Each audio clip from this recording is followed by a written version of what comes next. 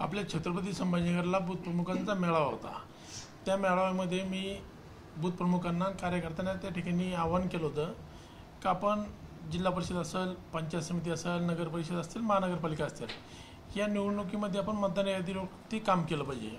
कारण की आपल्या गावात उदाहरणार्थ आता माझं पाचोड गाव असेल, या ठिकाणी गावात किती लोक वास्तव्य करतात आणि त्या ठिकाणी मतदार यादीत गावामध्ये नाव आहे, पण ते लोक कामानिमित्त म्हणा, नोकरी व्यवसायासाठी म्हणा, कुठल्या तरी माध्यमातून ते बाहेर त्यांचं स्थलांतर झालेलं असतं।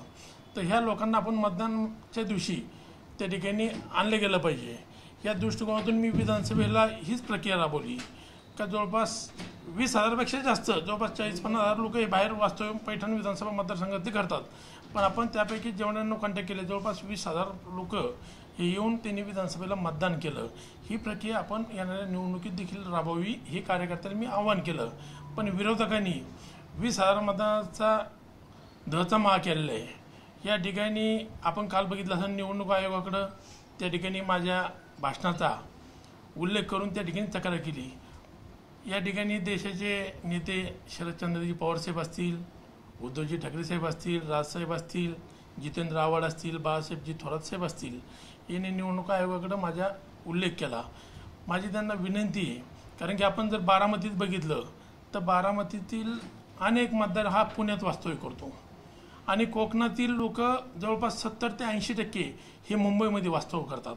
ज्यावेळेस निवडणूक लागते तर मुंबईतले लोक कोकणात जाऊन मतदान करतात, पण या ठिकाणी ज्या निवडणुका लागलेल्या आहे आणि आपला कुठेतरी पराभव दिसतोय, त्या दृष्टिकोनातून एक छोट्या कार्यकर्त्याचा त्या ठिकाणी माझा नामोल्लेख त्यांनी त्या ठिकाणी केलेला आहे। माझी विनंती आहे, कारण की जितेंद्र आव्हाड साहेब ज्या मतदारसंघाचं नेतृत्व करतात त्या ठिकाणी माझ्या मतदारसंघातले लोक देखील त्या ठिकाणी राहतात आणि ते पैठण विधानसभा मतदारसंघामध्ये त्यांचे मतदान यादीमध्ये नाव आहे, म्हणून यांना यांचा पराभव दिसतो। त्या अनुषंगाने हे माझ्या भाषणाचा दुरुपयोग करतात। निवडणूक आयोगाकडे सातत्याने काय कारण वाटतं?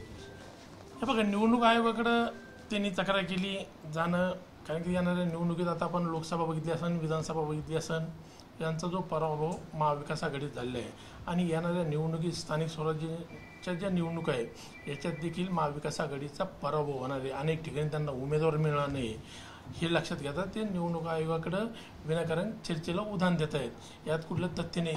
मी तर मुंबईला इलेक्ट्रॉनिक मीडियाच्या माध्यमातून त्यांना आव्हान दिले का माझी फेर मतदान तपासणी करावी, हे देखील त्यांना खुलं आव्हान या ठिकाणी मी केले।